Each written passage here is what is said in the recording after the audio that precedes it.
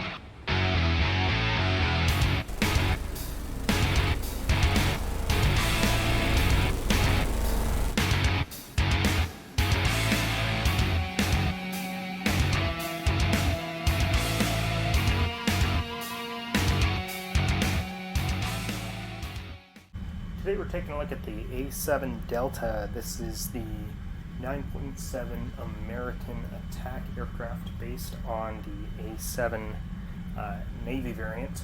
This is the Army variant with the M61 Gatling gun. The A-7, of course, being a derivative of the F-8 Crusader that Chance Vought entered into a competition with the Navy that had a specification for an aircraft that could carry more payload than the A-4 Skyhawk, which at the time was aging its advancing in years, as they say. I've got the sight off because, unfortunately, in their infinite wisdom, Gaijin has decided not to model the attention to the map. Beautiful heads-up display that this aircraft is supposed to have. Not sure really what I expected there, but it wasn't this. That being said, we'll make do. Unfortunately, no whisper target found. No whisper rocket target found. No whisper target and, found. No whisper target found. Sorry, I've got my TeamSpeak binding there.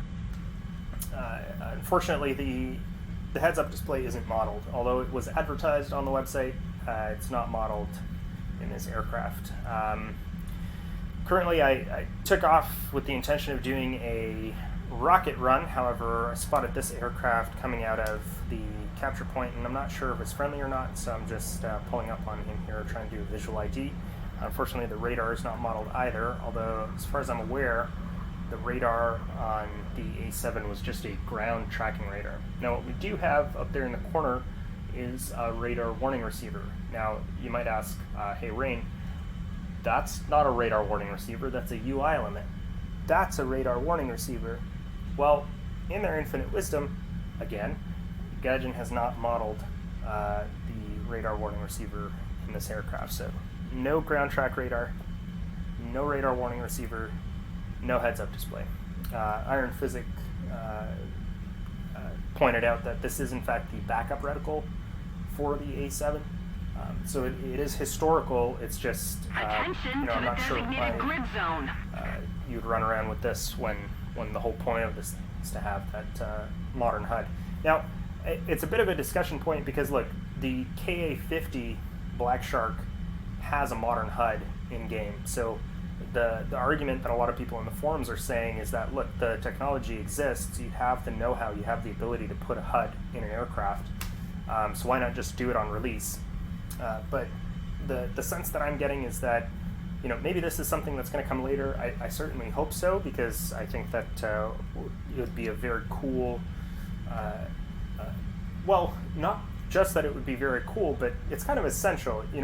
If War Thunder is purporting to have realistic flight models, if it's saying that implicitly that it is some sort of simulator with this simulator mode, then if you're going to release a product, you may as well include the feature that you might as well ship it with one of the key features. So that's just my 2 cents. I'll stop ranting about it.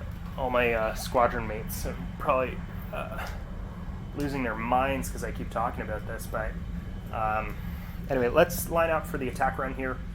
So we are hitting this base. I am going to aim for the tents, and we're going to salvo these rockets. I have no idea what the aiming point is on this, so I'm just going to do my best.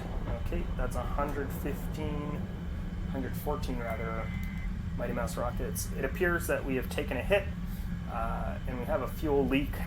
Doesn't look like there is anything self-sealing from that fuel tank that was hit. So let's hightail it back to base.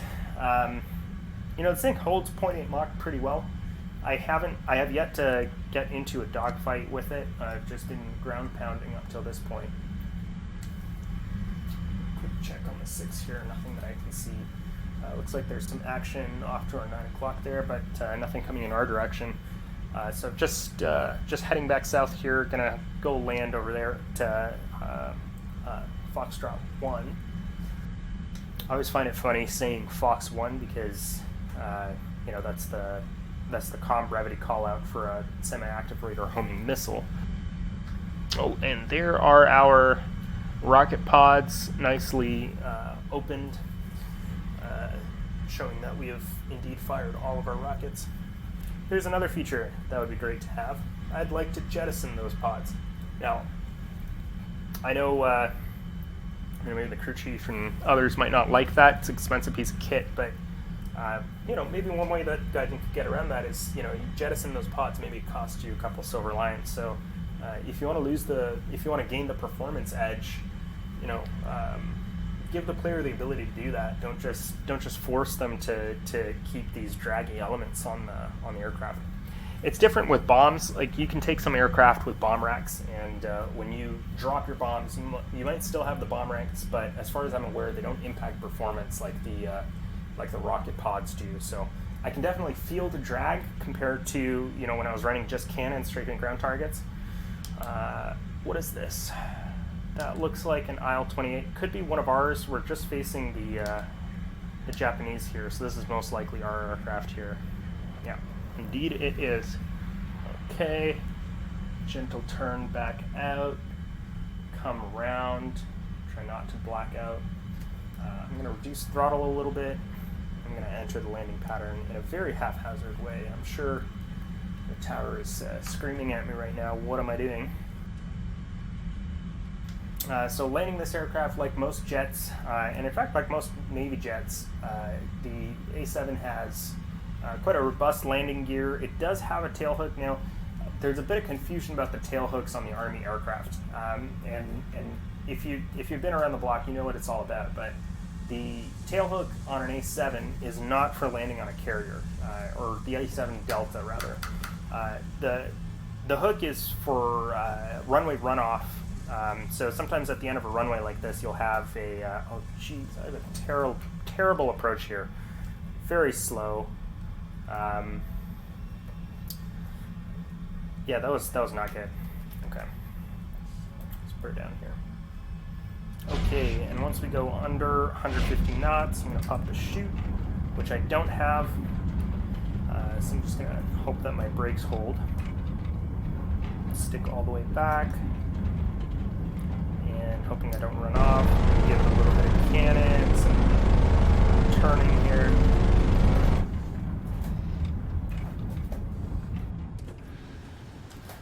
Right.